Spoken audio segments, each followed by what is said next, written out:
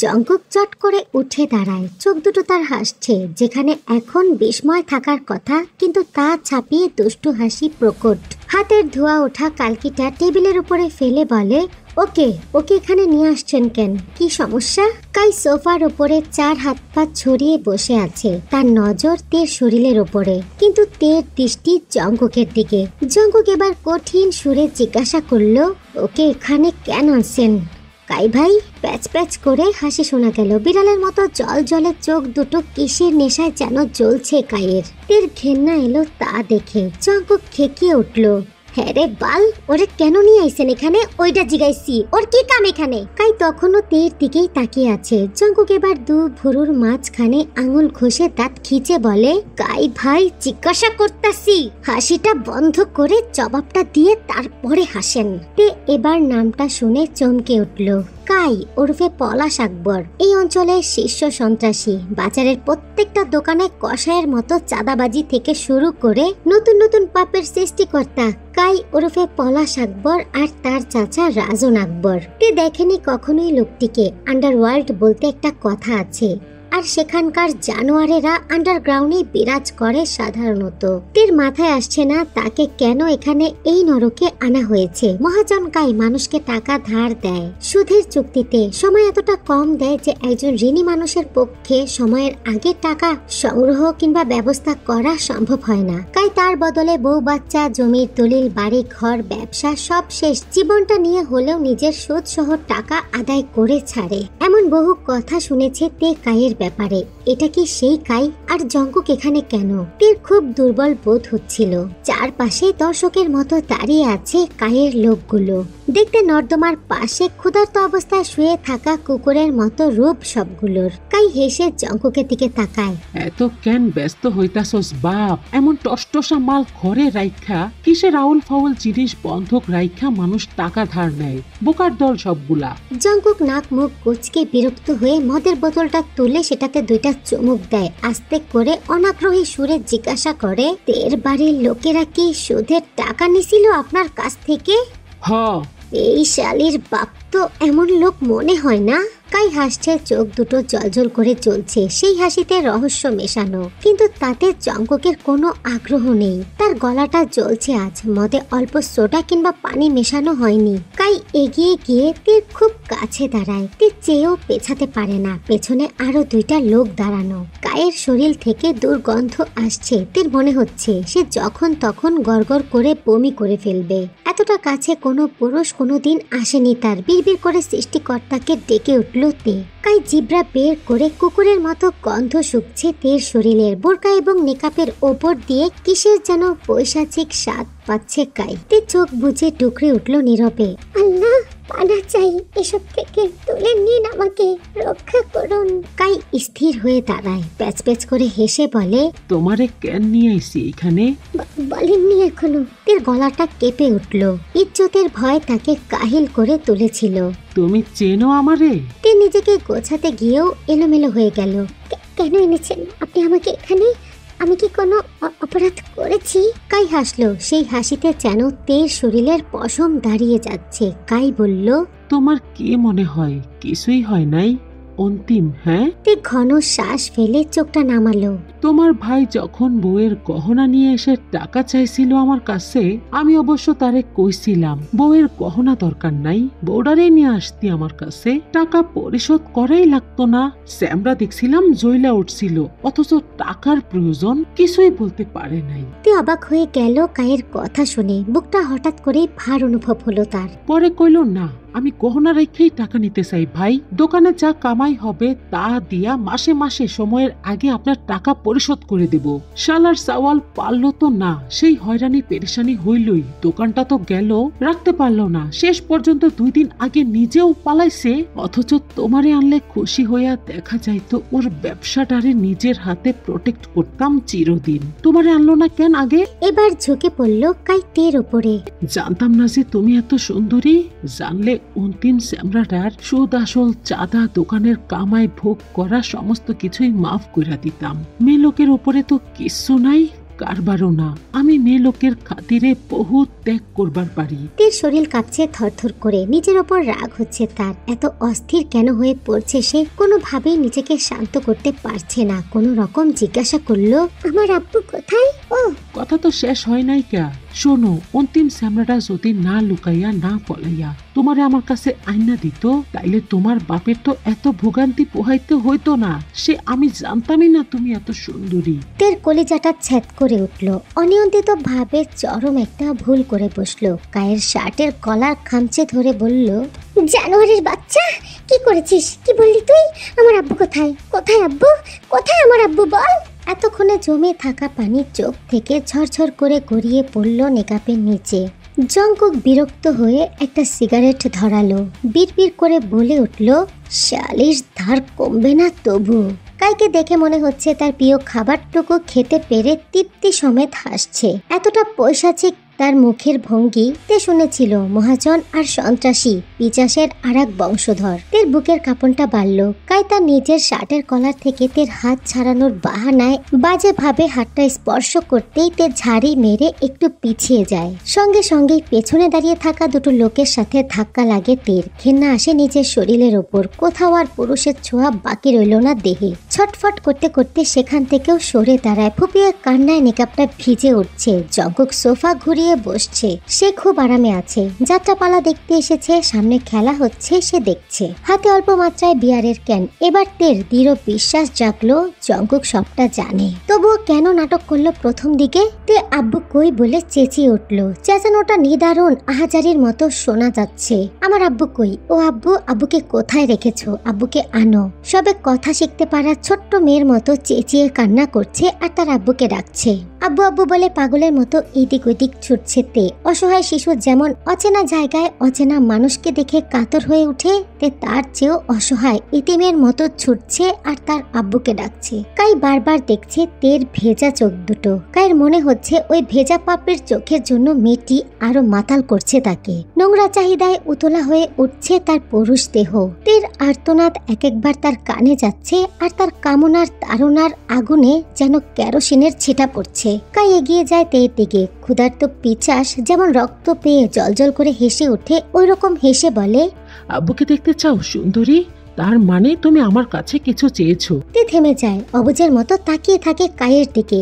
কাই কোমল সুরে বলে, লেনদেন বোঝো, নেওয়া দেওয়া। তুমি কিছু চাচ্ছ আমার কাছে, তার বদলে আমারও তো কিছু চাওয়া থাকতে পারে, পারে না? তে হাল ছেড়ে দিয়ে বলে, পারে।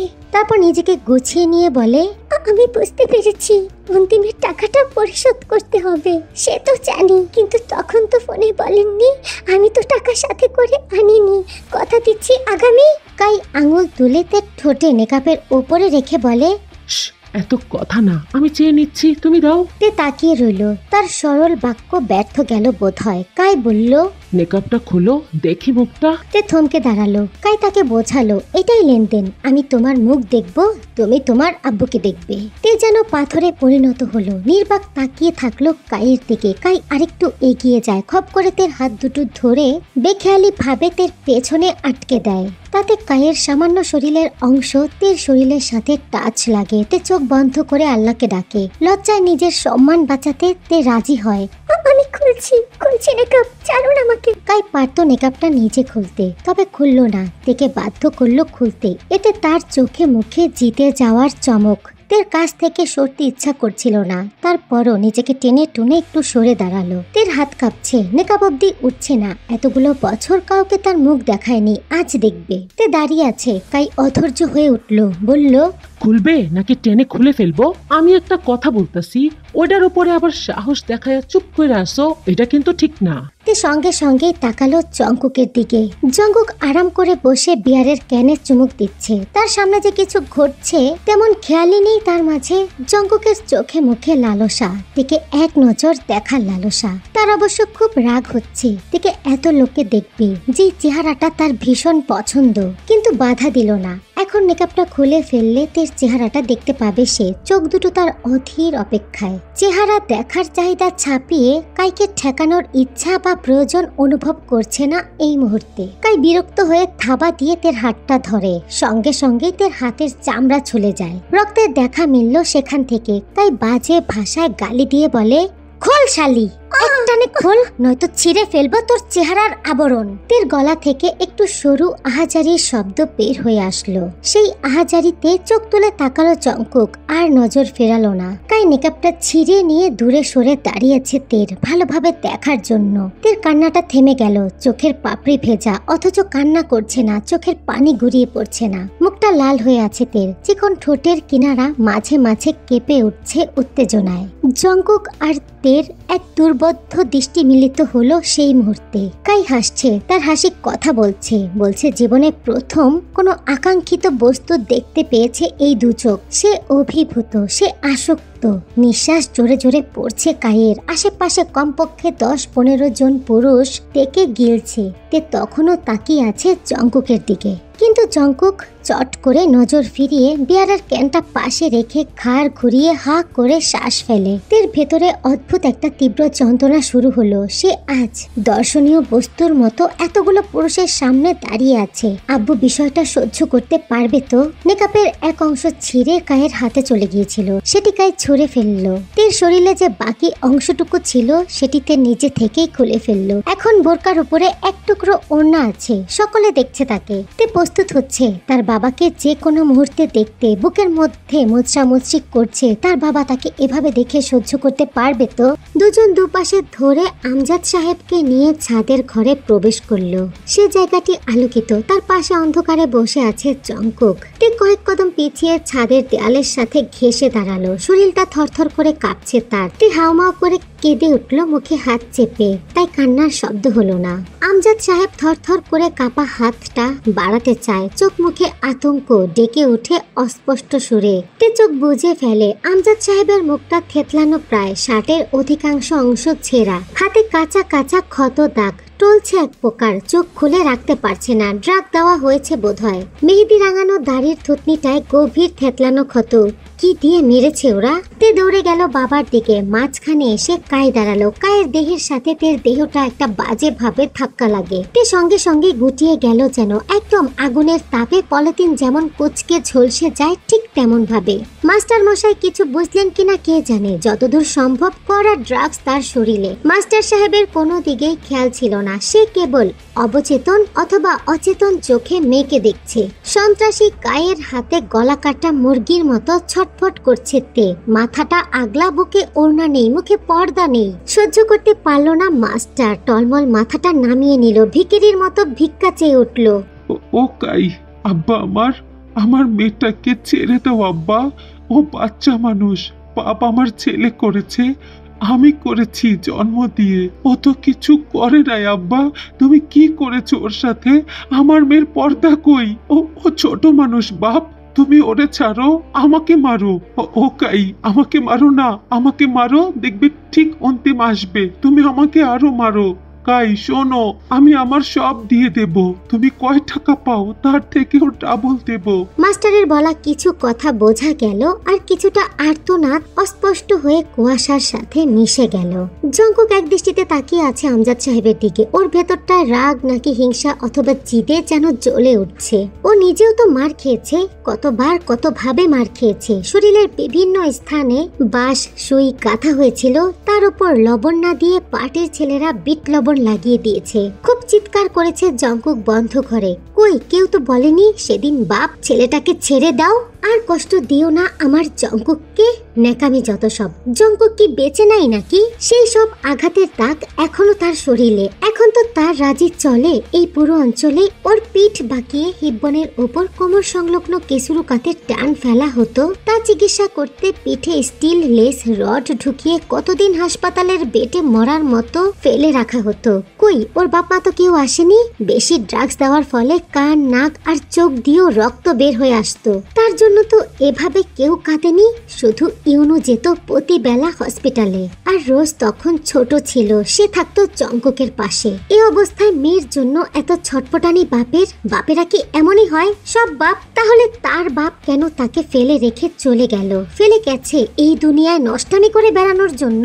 শুকনো ঢোক গিলল জঙ্কুক, সঙ্গে সঙ্গে 2 ঢোক মতো গিলল। হিংসা হচ্ছে তের উপর, ঘেন্নাও আসছে। এই মেয়ে বহুবার ভার্সিটিতে তাকে অপমান করেছে, আজ তে নিজেও অপমান হয়েছে। বাঁচাতে যায়নি জঙ্কুক শোধ, তবে অহংকারটা ছেড়ে একটা বার তাকে ডাকেও তো নি নিজেকে বাঁচানোর জন্য, সাহায্য তো চায়নি। কাকা, আপনার মাইয়াডারে বহুত ভাল লাগছে। সুন্দরের কাছে সবাই কাবু, আমিও। মাইয়াটা দেন সব মাপ। মাস্টার সাহেবের বোধ শক্তি ড্রাগসের প্রভাবে বিলুপ্ত প্রায়। কাই চিৎকার করে প্রস্তাব দেয়, কাকা, আমার অনেকগুলা হোটেল আছে জানেন তো, অনেক মাইয়ারা কাম করে সেখানে। মানে বুঝতে পারতাছেন আমি কি বলতাছি? আপনাদের এত অভাব, আপনার মাইয়াটা ভালো আয় করব।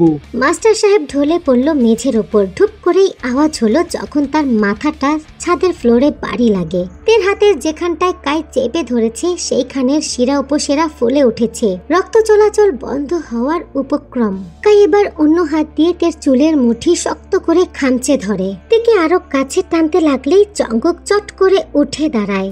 ছাড়েন ভাই। কাই শুনছে না। জঙ্কুক মনোযোগ দিয়ে তার হাতের নখের কোনা দাঁত দিয়ে কেটে বলে, ছাড়েন ছাড়েন ছাড়েন ওকে। কথা শেষ করে জঙ্কুক চোখ তুলে তাকালো। এবার তে চোখ বুজে আছে, ঝরঝর করে চোখের কোনা বেয়ে পানি পড়ছে, ঘেন্নায় চেহারাটা কুচকে আছে।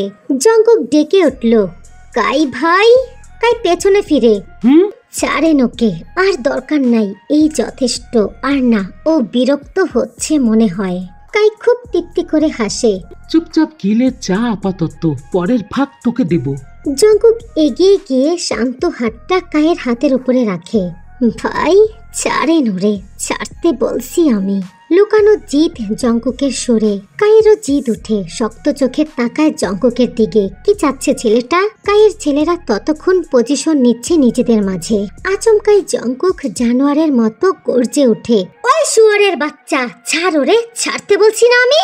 পুরো রুফটপ কম্পিত হয় সেই সুরে। একদম গোমট হয়ে ওঠে পরিবেশটা। খেপা মহিষের মতো শ্বাস ফেলে জঙ্কুক। কায়ের হাতটা এক প্রকার খামচে ধরে টেনে নামিয়ে নেয় তের মাথা থেকে। তার চেহারাটা দেখতে তখন মানুষের মতো লাগছিল না, খেপা বেসামাল। তের হাতটা তখনও কায়ের থাবায়। জঙ্কুক কায়ের হাতের উপরে নখ গিথে দিয়ে দাঁতে দাঁত চেপে নিজের রাগটা সামলানোর চেষ্টা করছে যেন। ছেড়ে দিন কাই ভাই, জিদ উঠতাছে আমার। কাই হেসে ওঠে, জঙ্কুক, আমি জানি তুই খেপা বাপ, তবে পাগল বা বোকা না, ও এখন আমার জিনিস। আমি কি তুই জানিস না? কিন্তু এখন এইরকম বোকামি করতাছস কেন ভাই? কার সাথে কি করতাছস? একটা মাগিরে সারানোর লিগা এমন করতাছস জঙ্কুক আমার সাথে? জঙ্কুক কায়ের হাত ধরে মোচড়াতে বলে, ব্যাপারটা সেইটা না কাই ভাই, আপনি ওরে ধরেন, সমস্যা নেই তো। আপনার ইচ্ছা হইছে ধরবেন, এরপর যা মন চায় করবেন, পারলে টেনে টুনে ছিঁড়ে ফেলবেন। Absolutely I just fucking don't care about that. But আপনি আমার কথা শুনবেন না? ভেতরে কেমন জানো শোর নাচতাছে ভাই। মন চাইতেছে সবগুলারে ছেঁচে ফেলি। আপনারও ইচ্ছা করতেছে আপনি ওরে ধরবেন, কিন্তু আমি যে বললাম ছাড়তে, এই কথাটা মানার জন্য হলেও আপনার ওকে ছেড়ে দেওয়া উচিত ছিল। ওকে ধরাটা তো সমস্যা না, আমি বলছি ছাড়তে। আপনি শোনেন নাই, এইটা সমস্যা। একবার না অনেকবার কইছি ছাড়তে। কায়ের ছেলেরা ক্ষিপ্ত পায়ে এগিয়ে আসছে জঙ্কুকের দিকে। চারপাশে তখনও অন্ধকার কুয়াশা ভিড় জমিয়েছে।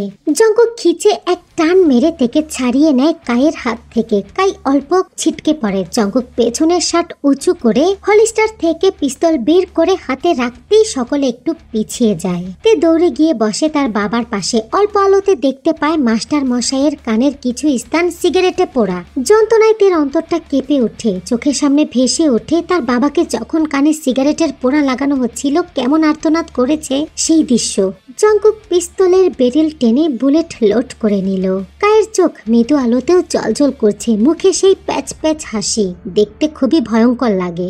জঙ্কুক, আমি কিন্তু কাই ওরফে পলাশ আসগর। আমার মাথা সব সময় ঠান্ডা বাপ, একদম বরফের মতো ঠান্ডা। আমার ইশারায় মানুষ ওইভাবে রক্ত জমাট বেঁধে মরে। জঙ্কুক হেসে ফেলে, পিস্তলের মুজেল দিয়ে গলা চুলকে বলে, পরশুদিন ভোট কেন্দ্রে আপনার মতো পলাশ আসগর আর মাঝহারের মতো খাকির সাওয়াল যদি 1000টাও থাকে, আমি জয়ামির জঙ্কুক 1000-এর মাঝে 100টা লাশ বিছাবো। তাই দেখবেন বাকি 900রা ওদের জানাজায় উপস্থিত হবে। গন্ডগোল করার মতো কেউই থাকবে না। শুদ্ধ স্বাভাবিক ভোটে ইউনো ওরফে হামজা পাটোয়ারি পরশুদিন মেয়র নির্বাচিত হবে। জঙ্কুক একটু পিছিয়ে তের কাছে ঝুঁকে, তে দ্রুত ওঠাও তোমার বাপকে, আমরা বের হব জলদি, দ্রুত। কথাটি শেষ করতেও পারল না জঙ্কুক। এক খাবলা থুতু ফেললো তে জঙ্কুকের মুখের ওপর, বলে উঠল, তোদের মতো জানোয়ারের বাচ্চার সাহায্য লাগবে না আমার। তোদের মতো জানোয়ারদের কারো বাপকে বা মেয়েকে বাঁচাতে হবে না। পেছন থেকে কায়ের সরু হাসির আওয়াজ পাওয়া গেল, সাথে হাসলো তার লোকেরা। জঙ্কুকের অবস্থাও একই দেখতে। জঙ্কুক আরো চমৎকার ভাবে হাসলো তের মুখের দিকে তাকিয়ে। তের ওড়নাটা হাতে নিয়ে মুখটা পরিষ্কার করে থুতুটা মুছে সুন্দর করে হেসে বলে, তুমি আমাকে থুতু দিলে তে, তোমাকে লোকেরা থুতু দেবে। সত্যি বলছি, মিলিয়ে নিও, তবে সেসব ঋণ মিটমাট পরে হবে। কিন্তু এখন ওঠো জলদি, এখানে 1000টা লোকের মাঝে আমি একা, বুঝতে পারছো না? পিস্তলে যথেষ্ট বুলেট নেই আমার। ওঠো দ্রুত, আমি তোমার বাপকে উঠতে সাহায্য করছি। জঙ্কুক কাঁধে তুলে নেয় মাস্টার মশাইকে। এক হাত দিয়ে তের হাতের কবজিটা শক্ত করে চেপে ধরে, আর এক হাতে বন্দুক। সন্ত্রাসী কায়ের লোকেরা জঙ্কুকের পিছু নিতে চাইলে কাই ইশারা করে বারণ করে। জঙ্কুক খেপাসার, রক্ত গরম লাগামহীন ছেলে, কিন্তু তার তো রক্ত গরম না। একটা মেয়ে মানুষ নিয়ে জঙ্কুকের সাথে লড়াই করাটা তার মতো ব্যবসায়ীর পক্ষে সোজা কথা না। এতে ব্যবসা লস হতে পারে। সে রুফটপের উপরে দাঁড়িয়ে দেখছে। জঙ্কুক সিনা উঁচা করে তের হাত ধরে তের বাবাকে কাঁধে করে হেঁটে যাচ্ছে জঙ্গলের রাস্তা দিয়ে। তের বাবাকে হসপিটালে ভর্তি করে বাড়িতে গিয়ে সোজা ঘুম দিয়েছে জঙ্কুক। ইউনো জানতে পেরেছে ব্যাপারটা, তবে জঙ্কুককে কিছু বলা তার সাধ্যি না। মাস্টার মশাই ছেলে নিখোঁজ, জিডি করেছিল থানায়, সেই সুবাদে পুলিশ হসপিটালে এসেছে। বিষয়টা জানাজানি হয়ে গেছে। তের স্বাভাবিক হতে কয়েক ঘন্টা সময় লেগেছে। দুদিন পর সুষ্ঠু স্বাভাবিক নির্বাচনে ইউনো মেয়র হয়েছে। কাই আর মাসহার নিজে উপস্থিত থেকেছে ভোট কেন্দ্রে, কিন্তু কোনো প্রকার কোনো গ্যাঞ্জাম হয়নি। জঙ্কুক হতেই দেয়নি। তার ভাব দেখে কেউ গ্যাঞ্জাম করার সাহস পায়নি। সেই দিন সন্ত্রাসী কায়ের সাথে জঙ্কুকের মনোমালিন্যর পরে জঙ্কুক ইচ্ছা করেই ইউনোর সাথে কথা বলেনি। মেয়র হিসেবে জয়ী হওয়ার পর ইউনো নিজে থেকে জঙ্কুকের সাথে কথা বলেছে। কায়ের লোকেরা মাস্টার মশাইকে এমন ভাবে মেরেছে যে তার ভেতরে অনেক ক্ষত। সেই ক্ষত সারতে অনেক সময়ের প্রয়োজন। এমনও হতে পারে ক্ষতগুলো থেকে ক্যান্সার তৈরি হতে পারে। 4 দিন পর মাস্টার মশাইকে থানায় ডেকে নেওয়া হয়েছিল। অন্তিম এসেছে ফিরে, তেও গিয়েছে, আর ওখানে সন্ত্রাসী কায়ও ছিল। এই প্রথমবার সন্ত্রাসী কায়ের হাত থেকে কোনো পরিবার বেঁচে ফিরেছে, নয়তো এমন ঘটনায় কখনো তাকে থানায় আসতে হয়নি। তবে যতটা সময় থানায় ছিল শুধু তের মুখের দিকে তাকিয়ে হেসেছে। মাস্টার ব্যাপারটা বড় করতে চায় না। পুলিশের মাধ্যমে আলোচনা করে কিছু সময় চেয়েছে টাকাটা পরিশোধ করতে। পলাশ আসগর ওরফে কাই সমাজের সামনে ভদ্রতার চাদরে নিজেকে ঢেকে হেসে একটু সময় দিয়েছে তাদের। সেই ঘটনার 10 দিন পার হয়ে গিয়েছে। অন্তিম তার বাবার কাছে ক্ষমা চেয়েছে। সংসারের দায়িত্ব ঠিকভাবে পালন করবে বলে বাবাকে প্রতিশ্রুতি দিয়েছে। আর সমস্ত কিছু আগের মতো করতে টাকার প্রয়োজন। তাই বাবা মাকে নিয়ে সকাল বেলায় রওনা হয়েছিল নিজের গ্রামের বাড়িতে। আর মার্জিয়াও বাড়িতে ছিল না। 2 দিন আগে বাবার বাড়িতে গিয়েছিল। তে আজ একাই বাড়িতে ছিল। আর একা থাকাতেই তার সাথে এত বড় ঘটনাটি ঘটে গেল। তে নিজের ভাবনায় ডুবে জীবনের সমীকরণ মেলাচ্ছিল। হঠাৎই রাবেয়া বেগম চিৎকার করে উঠে। তে ভাবনা থেকে বের হয়ে আসে। গাইস, এইখানেই কিন্তু ফ্ল্যাশব্যাক শেষ। টেকুকের বিয়ের পরের ঘটনাগুলো এখান থেকে স্টার্ট হচ্ছে। রাত 10:38 বাজে। ইউনো আর জঙ্কুক তেদের বাড়ি থেকে বের হয়েছিল এশার নামাজের পরে। জঙ্কুকের আজ কায়ের হোটেলে যাওয়ার কথা ছিল। কাই অপেক্ষা করছে, কিন্তু সে গেল না। গেল ইউনোর সাথে। ইউনোর ম্যানেজার লতিফকে দেখতে এসেছে তারা। ইউনো কেবিনে ঢুকেছে লতিফকে দেখার জন্য। জঙ্কুক দাঁড়িয়ে আছে হসপিটালের বারান্দায়। সেখান দিয়ে একটা মেয়ে হেঁটে যাচ্ছে। সে মনোযোগ দিয়ে দেখলো যত দূর দেখা যাচ্ছিল। দেখতে জঙ্কুকের ভালোই লাগছে, তবুও মনে মনে বাজে গালি দিল। হসপিটালে কেউ এমন পটের বিবি সেজে আসে যখন সামনে দিয়ে হেঁটে যাচ্ছিল, ন্যাকামিতে কোমরটা দুই দিক দুলছিল। জঙ্কুকের ইচ্ছা করছিল মাজার উপর একটা লাথি মেরে মাজাটার নকশা পাল্টে দিতে, তাতে যদি বাঁকানো কোমরটা একটু সোজা হয়। পরক্ষণে ভাবে থাক না, দেখতে ভালোই লাগছে। হসপিটাল থেকে বের হলো দুজন, গাড়িতে উঠে বসলো ইউনো। জঙ্কুক ফুটপাতেই দাঁড়িয়ে আছে। ইউনো জিজ্ঞাসা করলো, তুই বাড়ি ফিরবি কখন? ভালো লাগছে না, তুমি যাও, আমি হোটেলে যাব। জঙ্কুকের শরীরে পাতলা জ্যাকেট, সাদা লুঙ্গি পরনে। ইউনো শরীর থেকে চাদরটা ছুঁড়ে মারে জঙ্কুকের ওপর।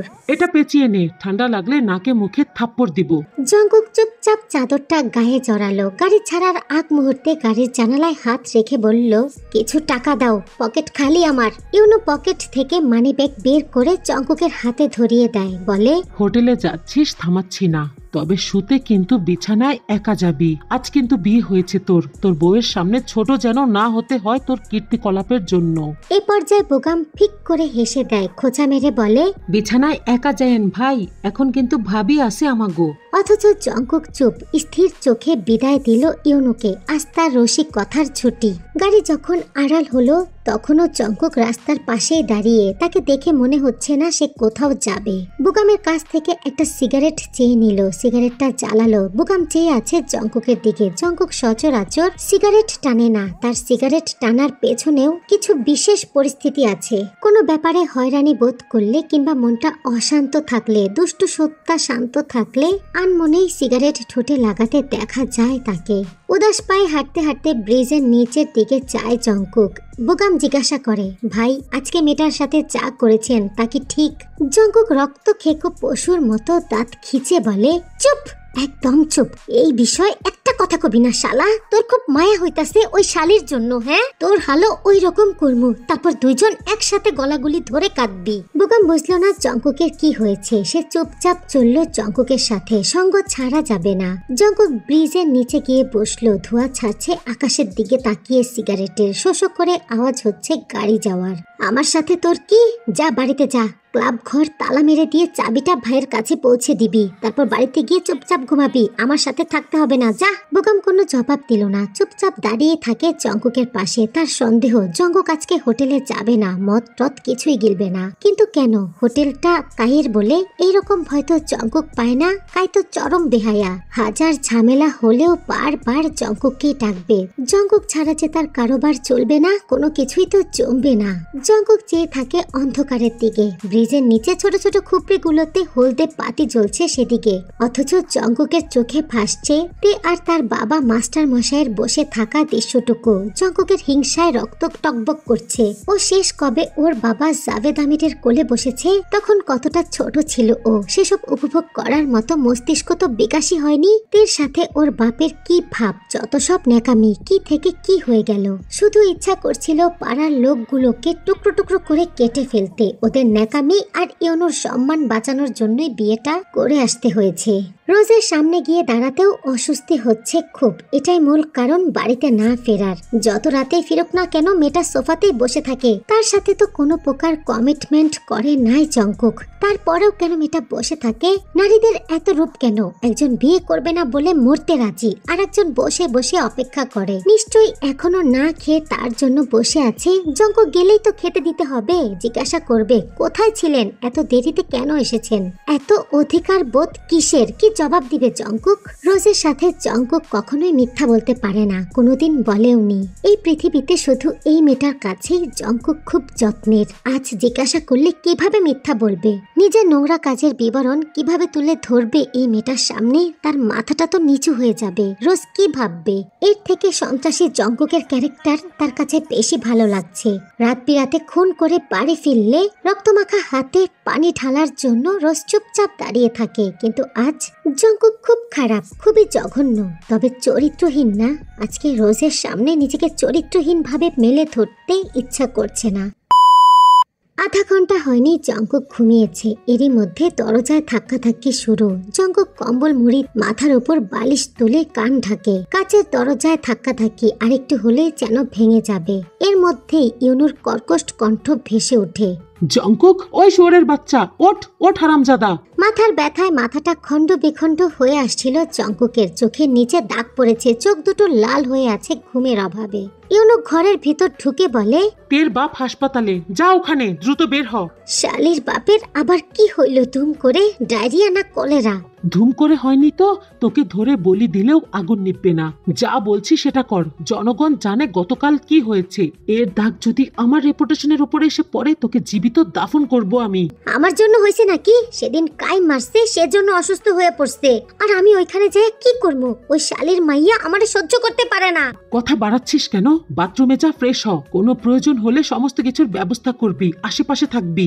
যা বুঝলাম স্ট্রোক করেছে হয়তো, পাপ করেছিস তার মাসুল হিসেবে, অথবা তোর বিয়ে করা বউয়ের খাতিরে যা যা। জঙ্কুক বিরক্ত হয়ে ছাড়ি মারল। আমার ঘুমে মাথা ভেঙে আসছে ভাই, ধনের অসুখ হয়েছে এক ঠাপ দিয়ে। ইউনো নরম হয়ে বলল, জানা ভাই, মাঝে মধ্যে স্যাক্রিফাইস করা স্বাস্থ্যের জন্য ভালো, আর রেপুটেশনের জন্যও। ফিরে এসে ঘুম দিবি। ভাই আমি না তোমারে বুঝি না, মাঝে মধ্যে মনে হয় মাথার খুলিটা উড়াইয়া দেই। আমিও বুঝি না রে, তুইও বোঝার চেষ্টা করিস না। পাশের এলাকার রাস্তার কাজের কন্ট্রাক্টে সাইন করেছি, তা দেখতে যেতে হবে। তুই এখন যা, আমি পরে আসছি। জঙ্কুক অলসভাবে হেঁটে বিছানার দিকে যেতে নিলেই ইউনো চেঁচিয়ে উঠল, ধরে বেঁধে ব্রাশে টুথপেস্ট লাগিয়ে বাথরুমে ঢুকিয়ে দিল। কখন কি হয় জানাবি আমাকে। তোর কার্যক্রমে কতদিন ধৈর্য ধরে রাখতে পারবো আমি বলতে পারছি না, তবে আশা করছি রাজনৈতিক কাজের বাইরে তোর নোংরামিটা যেন নিয়ন্ত্রণে থাকে। আমি যেমন প্রশ্রয় দিয়ে মাথায় তুলতে পারি, পাপ বেশি হলে একটা আছাড় মেরে মাটিতে ফেলে দিতে পারি, জানিস তুই। তাই পাপ সেই অবধি করবি যেই অবধি আমার ধৈর্য বজায় থাকে। কথাটি বলেই ইউনো জঙ্কুকের রুম থেকে বের হয়ে যায়। জঙ্কুক গলা উঁচিয়ে নির্লজ্জের মতো বলে, আমি কিছু করি নাই বাল, ভালো মানুষ বলে যে পারে দোষ দেয়া যায়। তোমাদের তো খালি অভিযোগ আমার উপরে, যাই করি সহ্য হয় না। জিব্রাটা টেনে ছিঁড়ে ফেলবো হারামজাদা। এদিকে আয়, এদিকে আয় আমার কাছে। গলার আওয়াজ বেশি উঁচু হয়ে গেছে না? জঙ্কুক ব্রাশ মুখের মধ্যে রেখেই লুঙ্গিটা উঁচু করে ধরে বলে, জিব্রা ছিঁড়ার ইচ্ছা তোমার হয়েছে, আমি কেন যাবো, তুমি আসো।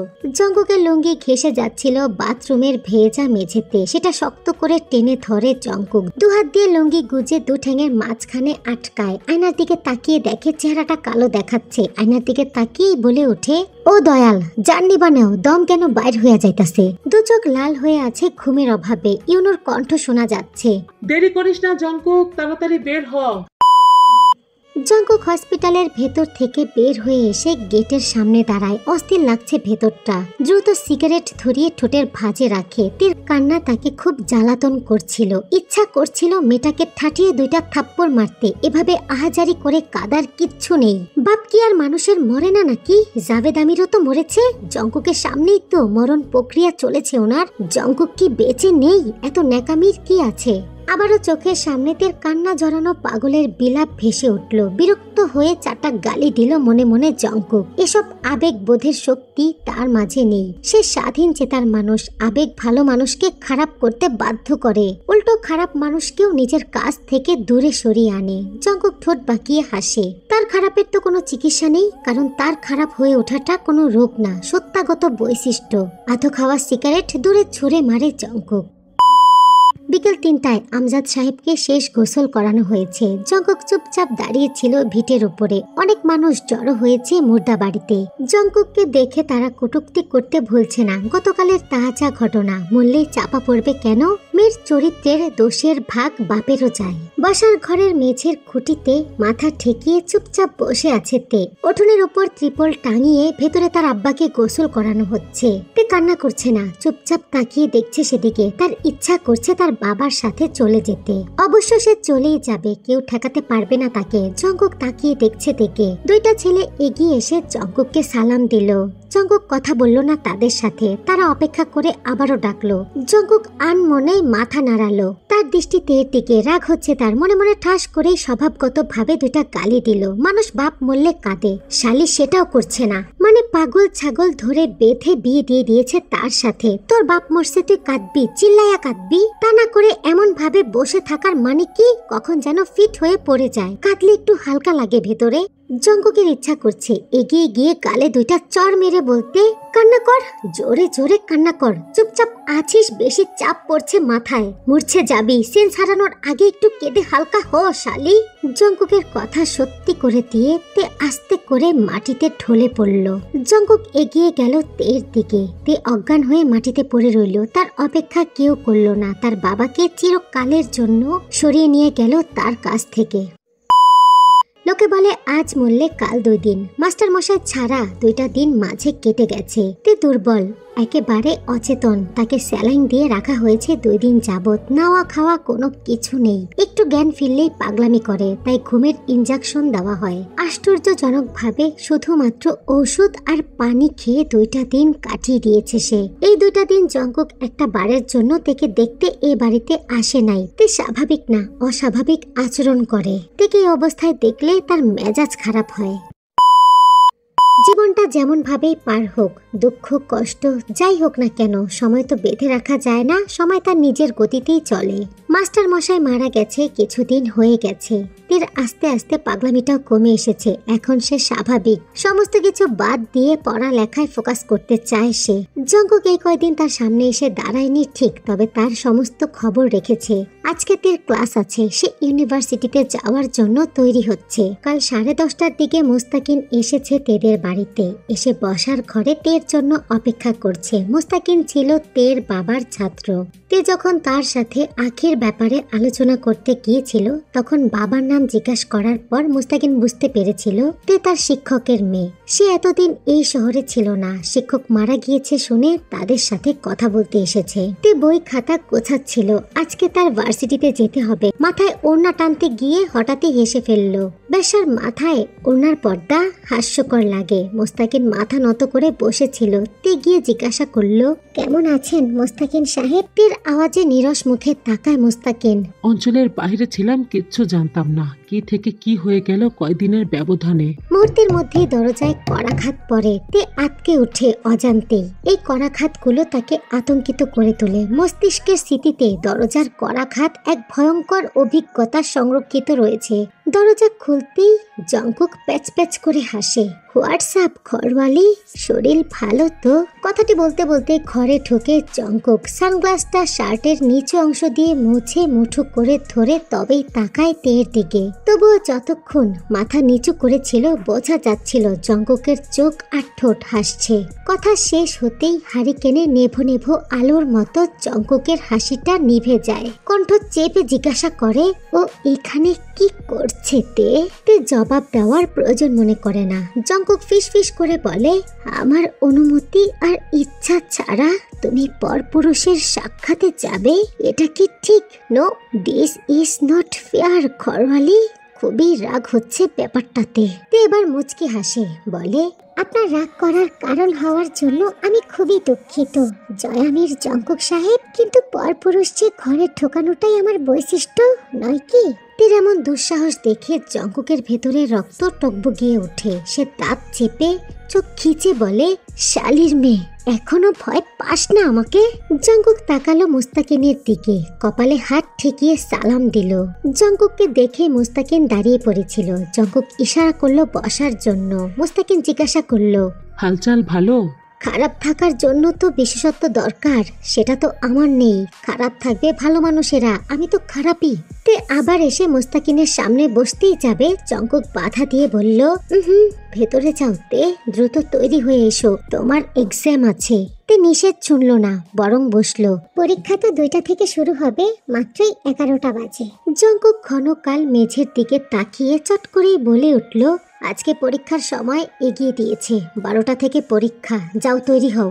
হঠাৎ আজ শেষ পরীক্ষা, ভার্সিটিতে একটু সমস্যা হয়েছে, তাই সময় পরিবর্তন করে এগিয়ে দিয়েছে। তো আপনি এই কথা সবার বাড়ি বাড়ি গিয়ে জানিয়ে আসছেন? তুমি অনুমতি দিলে তাই হবে। ভার্সিটির সব ছাত্রীগুলাকে বিয়ে করব, তারপর বাড়ি বাড়ি গিয়ে বলে আসবো, একটু জামাই আদরও পাওয়া হবে। অনুমতি আছে, করে ফেলুন। মুস্তাকিন চুপচাপ বসেছিল। জঙ্কুকের মনে হচ্ছে তার দ্বারা এর থেকে বেশি ভদ্র আচরণ অসম্ভব। সে বিশাল এক হাসি দিয়ে মুস্তাকিনকে বলল, তো মুস্তাকিন সাহেব, কি কাজে এসেছিলেন সেসব যাক, আমার মনে হয় আপনার কাজ শেষ, এখন আসতে পারেন। আমার বউটার পরীক্ষা, বের হতে হবে। ফর্মালিটিসের চোটে সে তো উঠে যেতে পারছে না। ভদ্রমেলক বলে কথা, আপনি গেলে সে তৈরি হতে পারবে। তে চোখ বন্ধ করলো। তামাশা তৈরি করতে জঙ্কুকের কোনো পূর্ব প্রস্তুতির দরকার পড়ে না। কিছুটা লেহাজ কিংবা সংকোচ নেই ওর মাঝে। কিন্তু আশ্চর্যের বিষয় হচ্ছে মোস্তাকিন খুব স্বাভাবিকভাবে বের হয়ে গেল। জঙ্কুক একাই বসে রইল। বাড়ির কেউ উকি দিয়ে দেখার প্রয়োজন করলো না জঙ্কুক যেখানে বসে আছে সেখানে। কিছুক্ষণ পর তৈরি হয়ে সামনে এলো, চোখ ফোলা, নাক লাল হয়ে আছে, কেঁদেছে সে। বোরখা কই তোমার? চলুন, দেরি হয়ে যাচ্ছে। বোরখা পরে এসো, আমি বসছি। খুব সাবলীলায় মাথা নেড়ে বলল চলুন। জঙ্কুক সুর বদলে বলে, আমি উঠলে এমন একটা থাপ্পড় মারবো কান দিয়ে গড়গড় করে রক্ত বের হয়ে যাবে। আচ্ছা মারুন, তবে তাড়াতাড়ি। যত তাড়াতাড়ি মারা শেষ হবে তত তাড়াতাড়ি আমরা বের হতে পারবো। জঙ্কুক উঠে তের সামনে গিয়ে দাঁড়ায়। বোরখা না পরে কি প্রমাণ করতে চাচ্ছ তে? আমি কিচ্ছু প্রমাণ করতে চাচ্ছি না, এই দায়িত্বটা আপনার ছিল। আপনি খুব ভালোভাবে প্রমাণ করেছেন, আর কিচ্ছু প্রমাণ করার নেই। ওই শালির মেয়ে, এর জন্য কি তুই ল্যাংটা হয়ে বাইরে যাবি? যার ইজ্জত নেই তার ইমান নেই, আর ইমান হলো পোশাক, সেই হিসেবে আমি ল্যাংটাই। তোর যুক্তি রে যদি আমি শালি, যা বললাম তা কর। যুক্তির সাথে খারাপ কাজ না করে তার প্রেক্ষিতে উল্টা যুক্তি দিলেও পারেন। ঘরে পরপুরুষ ঢুকানো মেয়ে লোক বোরকার মতো সম্মানী পোশাক পরবে না। জঙ্কুক খপ করি 4 আঙ্গুলের মাধ্যমে তের গালটা শক্ত করে চেপে ধরল। বলল, আমার কোনো কর্মে আমার জীবনও আফসোস হয় নাই। তা করার চেষ্টা করলে মাটিতে পুঁতে রেখে যাব। আমার সাথে দুঃসাহস দেখিয়ে কম ভোগান্তি পোহাসনি। আগে যেভাবে চলেছিস এখন সেভাবেই চলবি। বোরকা পরে আয়। এটা আমার বাড়ি, পাশের রুমে আম্মা ভাবি আছে। আপনি আমার সাথে এমন ব্যবহার করে তাদেরকে কষ্ট দিচ্ছেন। শুধু শুধু আমার ভেতরে জেদ বাড়িয়ে কি লাভ? জঙ্কুক তের গাল ছেড়ে দিয়ে 2 হাত দিয়ে তের গলাটা শক্ত করে চেপে ধরে। তের শ্বাস আটকে আসছে। জঙ্কুক কটমট করে বলে, তোর ভয় লাগে না আমাকে? না কেন? একদিন একদম দম আটকে মেরে ফেলবো শালির মেয়ে। আমাকে কি বাল বেটা মনে হচ্ছে তোর? আমি আমার মুখের ওপর কথা বলা সহ্য করা ভুলে গিয়েছি বহু বছর। কেউ কথা কয় না, সেই সাহস রাখি না আমি তার ভেতরে। তুই বলিস একমাত্র তুই। কেন? তোকে কি আমি বেশি প্রশ্রয় দিয়েছি? নয়তো ভয় কেন পাস না তুই আমাকে? তের শ্বাস আটকে আসছে, কথা বলতে পারছে না, চোখ দিয়ে পানি পড়ছে। জঙ্কুক বলে, পড়বি না বোরখা? তে দুদিকে মাথা নাড়িয়ে না করে। শেষবারের মতো বলছি তে, পড়বি না বোরকা? কথাটি বলতে বলতেই জঙ্কুক থেকে একেবারে নিজের শরীরের সাথে চেপে ধরল। তের চোখ দুটো লাল হয়ে আছে, জঙ্কুকের চোখের দিকেই তাকিয়ে আছে। জঙ্কুক তের গলায় চেপে রাখা হাত দুটো আলগা করলো। তের চোখের দিকে তাকিয়ে তার ভেতরে কিছু একটা হচ্ছে। হঠাৎ করে জঙ্কুকের কি হলো? কোনো প্রকার অর্নিং ছাড়া অদ্ভুত একটা কাজ করে বসলো সে। তের লাল ঠোঁট দুটোতে তার পৌরশালী সিগারেটে পোড়া বাদামি ঠোঁটটা চেপে ধরলো। তের গলা থেকে 2 হাত সরে গিয়ে এক হাত দিয়ে তের খাটটা শক্ত করে চেপে ধরল জঙ্কুক, অন্য হাত দিয়ে তের কোমর। তে এক চুল পরিমাণ নড়ল না, নিজেকে বাঁচানোর চেষ্টা করলো। জঙ্কুক তের ঠোঁট দুটো নিজের মুখের মধ্যে নিয়ে ইচ্ছা মতো সাক করলো, লিক করলো। বেসামাল ভাবে তেকে জড়িয়ে ধরে ওভাবেই দাঁড়িয়ে থাকলো। তে যেন একটা জীবন্ত লাশ, কোনো প্রকার রেসপন্সই করছে না। কি করবে সে? তার তো কিছু করার নেই। এটাই তো হওয়ার আছে তার সাথে। তাদের অবৈধভাবে রটে যাওয়া হালাল সম্পর্ক। এর থেকে কয়েক গুণ বেশি কিছু হলেও তার সাথে তার তো কিছু বলার নেই। জঙ্কুক কয়েক মিনিট পর তের ঠোঁটে গাঢ় একটা চুমু খেয়ে ঠোঁটটা ছেড়ে দেয়। তের ঘাড়ে মুখ ডুবিয়ে ঘন ঘন নিঃশ্বাস নেয়। তে মেয়ে মানুষ হয়ে সোজা ভাবে দাঁড়িয়ে আছে, অথচ জঙ্কুক একেবারে বেসামাল। জঙ্কুক নিজের বেসামাল চাহিদাগুলোকে আটকানোর জন্য 2 হাত দিয়ে শক্ত করে তেকে চেপে ধরে। এতটাই শক্ত করে চেপে ধরে তের মনে হচ্ছিল যেন তার দমটা বের হয়ে যাবে। জঙ্কুক তের গলাতে মুখ ডুবিয়ে এক হাত দিয়ে তের চুলের মধ্যে হাত বুলিয়ে অস্পষ্ট সুরে বলে, আমাকে অনেক পাওয়ার দেখানো হচ্ছে তাই না ঘরওয়ালি? পরীক্ষাটা শেষ হোক তোমার। তোমাকে নিয়ে যাচ্ছি তো আমার বাড়িতে, তারপরে দেখব তোমার কত পাওয়ার। কথাটি বলেই জঙ্কুকদের গলার মধ্যে গাঢ় একটা চুমু খায় শব্দ করে। তারপর মুখটা উঁচু করে তের বন্ধ চোখের দিকে তাকিয়ে বলে, এটা তোমার বাড়ি, তাই বেশি কিচ্ছু করলাম না। যতদিন নিজের বাড়িতে আছো একটু স্বাধীনভাবে ওরো। 2 মিনিটের মধ্যে বাহিরে আসো, অপেক্ষা করছি।